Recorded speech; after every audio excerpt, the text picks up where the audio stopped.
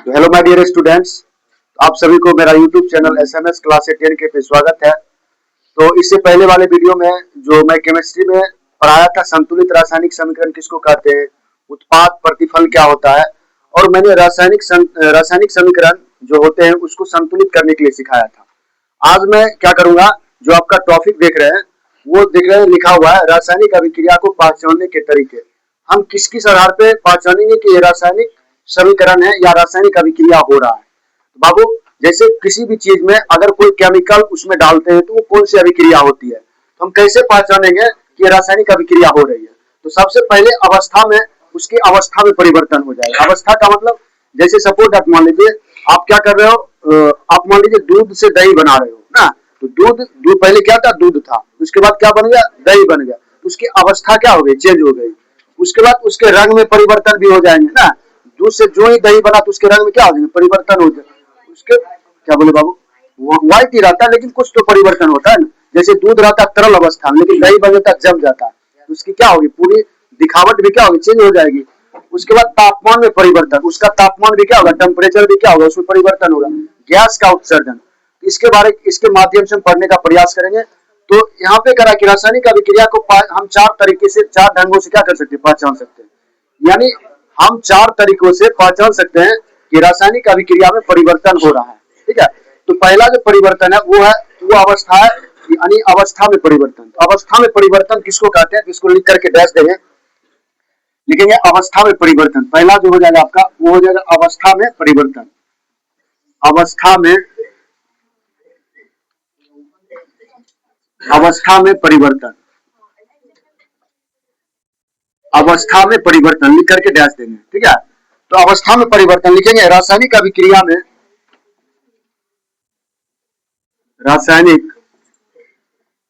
रासायनिक अभिक्रिया में, रासायनिक अभिक्रिया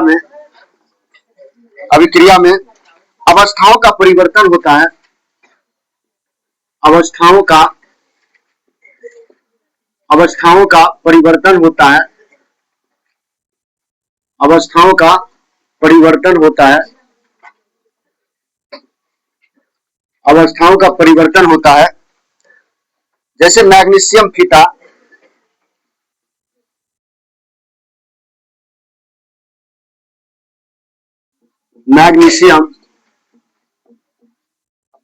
मैग्नीशियम फीते,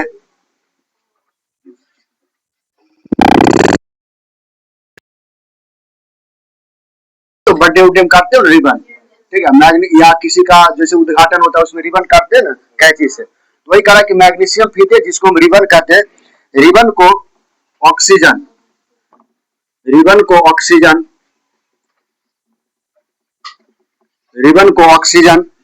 की उपस्थिति में, ऑक्सीजन की उपस्थिति में जलाने पर, ऑक्सीजन की उपस्थिति में जलाने पर मैग्नीशियम चूर्ण का निर्माण होता है। मैग्नीशियम चूर्ण का निर्माण होता है। मैग्नीशियम चूर्ण का क्या होता है, मैग्नीशियम चूर्ण का निर्माण होता है। मैग्नीशियम चूर्ण का निर्माण होता है। मैग्नीशियम चूर्ण का निर्माण होता है। बाबू ध्यान देना, कह रहा कि अवस्था में परिवर्तन कैसे होता है, कह रहा कि रासायनिक अभिक्रिया में अवस्थाओं का परिवर्तन होता है। रासायनिक अभिक्रिया में सबसे पहले क्या होगा, उसकी अवस्थाओं का क्या होगा, परिवर्तन होगा। उसके बाद कह रहा जैसे मैग्नीशियम फीते जिसको रिबन को ऑक्सीजन की उपस्थिति में जलाने से क्या होता है कि मैग्नीशियम चूर्ण का क्या होता है, प्राप्त होता है। जब आप पता होगा कि जब कोई चीज को हम जलाते हैं तो उसका राख बनता है, तो वो क्या कहलाता है, चूर्ण कहलाता है। क्या कहलाता है, चूर्ण कहलाता है ना। छोटे छोटे टुकड़ा में क्या होता है, वो जल के राख बन जाते हैं, तो क्या कहलाते हैं, चूर्ण कहलाते हैं। तो वही कहलाते हैं, अगर हम मैग्नीशियम फीते यानी रिबन को ऑक्सीजन की उपस्थिति में जलाते हैं तो हमें क्या प्राप्त होता है, हमें मैग्नीशियम चूर्ण निर्माण होते हैं। ठीक है, अब उसका हम समीकरण लिख लेंगे, जैसे 2MgO, Mg का मतलब क्या होता है, मैग्नीशियम, क्या होता है, मैग्नीशियम, और प्लस हम क्या करें, O2 का मतलब क्या होता है, ऑक्सीजन। वही लिखे हैं, तो मैग्नीशियम को क्या कर रहे हैं, ऑक्सीजन की उपस्थिति में जला रहे हैं, तो मुझे क्या प्राप्त हुआ, 2MgO प्राप्त होगा। क्या होगा, 2MgO, अर्थात मैग्नीशियम ऑक्साइड प्राप्त होगा। क्या होगा बाबू, मैग्नीशियम का चूर्ण प्राप्त हो जाएगा ना। चलिए अगला जो पॉइंट होगा रंग में परिवर्तन, दूसरा क्या हो जाएगा, रंग में परिवर्तन। रंग में परिवर्तन होगा, रंग में परिवर्तन यानी कलर में चेंजेस आएंगे। तो उसमें लिखेंगे रासायनिक अभिक्रिया में, रासायनिक अभिक्रिया में, रासायनिक अभिक्रिया में, रासायनिक अभिक्रिया में रंग का परिवर्तन होता है, रंग का परिवर्तन होता है, रंग का परिवर्तन होता है।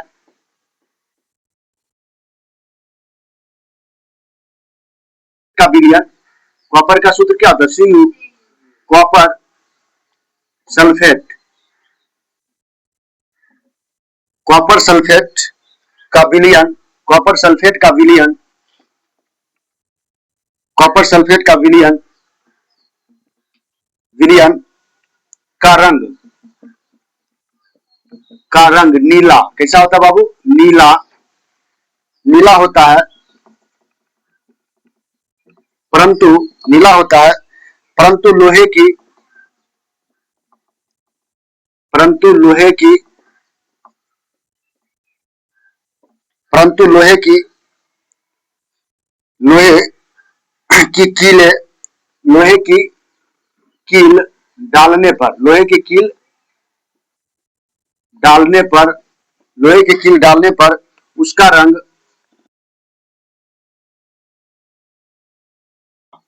उसका रंग कैसा हो जाएगा, भूरा, उसका रंग भूरा यानी हल्का भूरा, भूरा लिख लो ब्रैकेट में, हल्का भूरा लिख लीजिएगा, हल्का भूरा, हल्का भूरा हो जाता है, हल्का भूरा कैसा, हल्का भूरा हो जाता है, हो जाता है। अतः हम कह सकते हैं, अतः रासायनिक अभिक्रिया में, अतः अतः रासायनिक अभिक्रिया में, अतः रासायनिक अभिक्रिया में रंग का परिवर्तन होता है। किसका परिवर्तन होता है बाबू, रंग का परिवर्तन होता है। ध्यान समझिएगा थोड़ा क्या कर रहा है, रंग का परिवर्तन होता है। आप कभी देखे हो कि जैसे हम खुले में क्या करते हैं, जैसे रड उड, जैसे छौर उड़ होता है, अगर खुला में रहता है तो ऑक्सीजन के साथ क्या करता है, संयोग कर लेता है, तो उसका रंग कैसा होता है, भूरा हो जाता है। तो बाबू वो कौन सी अभिक्रिया हो गई, अगर मैं क्वेश्चन पूछ देगा, हाँ रासायनिक अभिक्रिया हो गई, वही मैंने लिखा कि रासायनिक अभिक्रिया को पहचानने का तरीका है, उसकी सबसे पहले अवस्था में परिवर्तन हो जाएगा। जैसे आपने देखा कि कोई अगर रिबन को जलाते हैं ऑक्सीजन की उपस्थिति में तो वो चूर्ण बन जाता है ना, उसी तरह हम रंग में अगर परिवर्तन आ जाएगा तो रासायनिक, अभी जैसे रॉड में क्या लग गया, जंग लग गया, तो क्या हो गया, उसकी जो क्या हो गया, रंग में परिवर्तन हो गया। वो कैसा था, पहले जो अपना उसका पूर्ण रूप था, उसका जो असली रूप था, वो अब किसमें आ गया, भूरा में परिवर्तन। उसी तरह कॉपर, कॉपर को हम क्या कहते हैं हिंदी में, तांबा कहते हैं, क्या कहते हैं, तांबा, कॉपर को ही हम तांबा कहते हैं। तांबा की विशाल क्या करता है, अगर ऑक्सीजन से संयोग कर लेगा तो उसका कलर कैसा हो जाएगा, भूरा हो जाएगा ना। वही करा यहाँ पे कि करा रासायनिक अभिक्रिया में रंग का परिवर्तन होता है। कॉपर सल्फेट विलयन का रंग कैसा हो जाएगा, सॉरी नीला हो जाएगा, कैसा हो जाएगा बाबू, कॉपर सल्फेट का रंग नीला हो जाता है, परंतु लोहे की कील डालने पर उसका रंग क्या हो जाएगा, हल्का भूरा हो जाता है। अतः रासायनिक अभिक्रिया में रंग का परिवर्तन होता है। क्वेश्चन आ सकता है, रासायनिक अभिक्रिया में रंग का परिवर्तन होता है या नहीं होता है, होता है, रंग के परिवर्तन होते हैं, ठीक है। तो इसका समीकरण लिख लेंगे, तो CuSO4, इसका क्या हो जाएगा, CuSO4 यानी copper sulphide CuSO4 plus Fe, का मतलब क्या हो गया बाबू, लोहा, क्या हो गया, लोहा, लोहा का सूत्र क्या होता है, Fe होता है। उसके बाद क्या, हाँ FeSO4, FeSO4 और प्लस क्या हो जाएगा, कॉपर, क्या बन जाएगा, कॉपर। तो यहाँ पे आपने देखा जो कॉपर सल्फाइड है यानी लोहा के, लोहा भी कॉपर सल्फाइड और लोहा अभिक्रिया करके के दोनों में रंग में क्या हो जाएंगे, दोनों के रंग में परिवर्तन हो जाएंगे, दोनों के रंग में क्या हो जाएंगे, परिवर्तन हो जाएंगे, ठीक है। उसके बाद आगे लिखेंगे, अगला जो हो जाएगा आपका तापमान में परिवर्तन, उसके तापमान में भी क्या हो जाएंगे, परिवर्तन हो जाएंगे। यहाँ पे लिखेंगे तापमान में, तापमान में परिवर्तन, तापमान में क्या होते हैं, परिवर्तन होते हैं, तापमान में परिवर्तन यानी टेम्परेचर में भी क्या हो जाते हैं, उसके चेंजेस आते हैं। तो लिखिएगा रासायनिक अभिक्रिया में, रासायनिक अभिक्रिया में रासायनिक अभिक्रिया में ताप का परिवर्तन होता है। ताप का परिवर्तन होता है। ताप का परिवर्तन होता है। तनु सल्फ्यूरिक अम्ल तनु सल्फ्यूरिक अम्ल तनु सल्फ्यूरिक अम्ल तनु सल्फ्यूरिक अम्ल तनु सल्फ्यूरिक अम्ल तनु सल्फ्यूरिक अम्ल में दानेदार में दानेदार में दानेदार जिंक में दानेदार जिंक जिंक डालने पर दानेदार जिंक डालने पर पात्र गर्म हो जाता है। पात्र क्या हो जाता है बाबू? पात्र गर्म हो जाता है। पात्र गर्म हो जाता है। पात्र गर्म हो जाता है। अतः रासायनिक अभिक्रिया में तापमान का परिवर्तन हुआ। अतः हम कह सकते हैं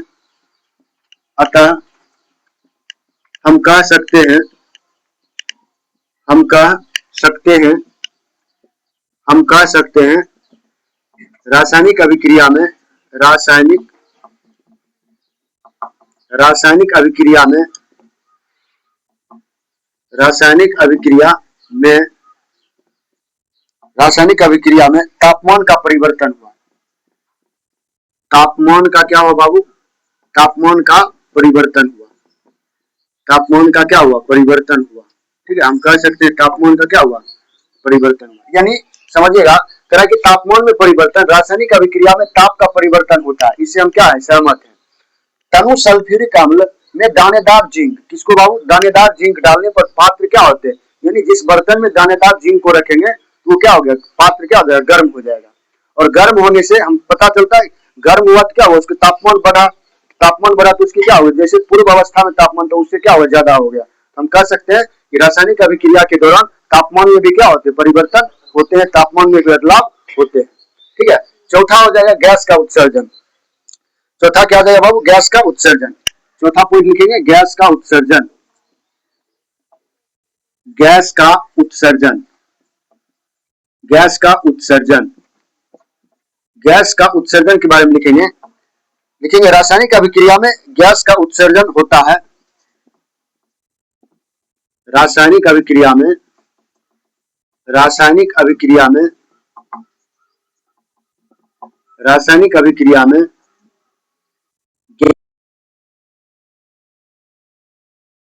उत्सर्जन होता है।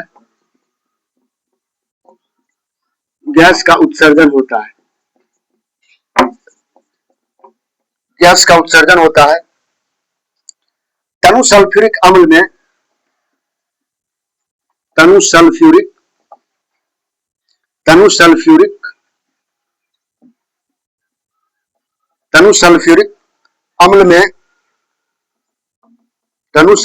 अम्ल में दानेदार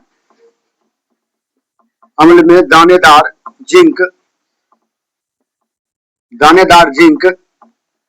डालने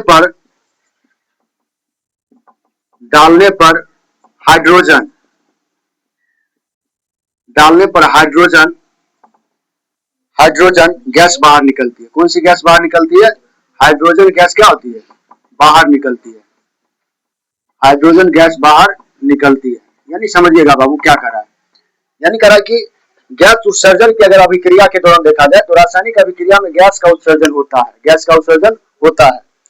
तनु सल्फ्यूरिक अम्ल में दानेदार, क्वेश्चन ऑब्जेक्टिव पूछा जा सकता है कि तनु सल्फ्यूरिक अम्ल में दानेदार जिंक डालने से कौन सी गैस बाहर निकलती है? बाबू हाइड्रोजन गैस बाहर निकलती है। कौन सी गैस बाहर निकलती है? हाइड्रोजन गैस रिलीज होती है, याद रखिएगा। अगर मैं देखूंगा H2SO4 प्लस Zn मिलकर के क्या बनेगा? ZnSO4 बना लेगा। ZnSO4 और प्लस कौन सा गैस निकलेगा? हाइड्रोजन गैस क्या होगा? रिलीज होगा। हाइड्रोजन गैस निकल रहा है। तीर का निशान क्या बता रहा है? यहाँ से हाइड्रोजन गैस क्या हो रही है? रिलीज हो रही है। तो ये था बाबू रासायनिक अभिक्रिया को पहचानने के तरीका। तो रासायनिक अभिक्रिया को पहचानने के कितने तरीका है? 4 तरीका है। पहला करा अवस्था में परिवर्तन, दूसरा रंग में परिवर्तन, तीसरा तापमान में परिवर्तन और गैस का उत्सर्जन। ये 4 तरीके से हम क्या कर सकते हैं? रासायनिक अभिक्रिया को पहचान सकते हैं कि रासायनिक अभिक्रिया हुआ या नहीं हुआ है। अगर किसी चीज से गैस उत्सर्जन हो रहा है, भाप निकल रहा है, तो समझ जाएंगे कौन सा अभिक्रिया हो रहा है? रासायनिक अभिक्रिया हो रहा है। अगर किसी चीज में कलर का परिवर्तन हो रहा है, तो समझ जाएंगे रासायनिक अभिक्रिया हो रहा है। अगर किसी चीज में तापमान बढ़ रहा है, अर्थात वो गर्म हो रहा है, ठंडा हो रहा है, तो समझ जाएंगे क्या वो रासायनिक अभिक्रिया हो रहा है। बात समझ रहे हैं ना? तो ये उसकी क्या होता है? अगर किसी का अवस्था चेंज हो रहा है, जैसे सपोज दैट मान लीजिएगा कि आप कह सकते हो कि जैसे आप बोल सकते हो जैसे दूध से दही बना, उसकी अवस्था दूध से क्या बन गई? दही बन गई। पहले दूध थी, उसके बाद क्या बन गई? दही बन गई। तो हम कह सकते हैं कि रासायनिक अभिक्रिया, अर्थात इसकी अवस्था में क्या हो गई? परिवर्तन हो गए। तो आप 4 ढंग से, 4 माध्यम से हम पहचान सकते हैं कि रासायनिक अभिक्रिया हो रहा है ना। तो पहला क्या था? अवस्था में परिवर्तन, दूसरा था रंग में परिवर्तन, तीसरा था तापमान में परिवर्तन और चौथा था गैस में परिवर्तन। तो ये देखिए यहाँ से ऑब्जेक्टिव प्रश्न निकल सकते हैं कि तनु सल्फ्यूरिक अम्ल, जिसका सूत्र होता है H2SO4, तनु सल्फ्यूरिक अम्ल दानेदार जिंक डालने पर कौन सी गैस रिलीज होती है? हाइड्रोजन गैस क्या होती है? निकलती है। कौन सी गैस निकलती है? हाइड्रोजन गैस निकलती है। ठीक है, तो आप समझ गए इसको कि रासायनिक अभिक्रिया का पहचानने का क्या है? 4 तरीके से हम पहचान सकते हैं। ठीक है ना? तो फिर से चलते हैं बाबू। अगर आप इसको समझ गए हैं तो फिर से मैं क्या करूंगा, नेक्स्ट वीडियो में आपको, अगला वीडियो में इसके अगले टॉपिक पे चर्चा करेंगे। ठीक है, तो धन्यवाद। फिर से मिलते हैं नेक्स्ट वीडियो में। अगर मेरा वीडियो अच्छा लगा हो, अगर समझ आया हो, तो मेरे जो चैनल है सब्सक्राइब करें, बेल आइकन दबाएं और ज्यादा से ज्यादा अपने दोस्तों में शेयर करें। धन्यवाद। फिर से मिलते हैं नेक्स्ट वीडियो।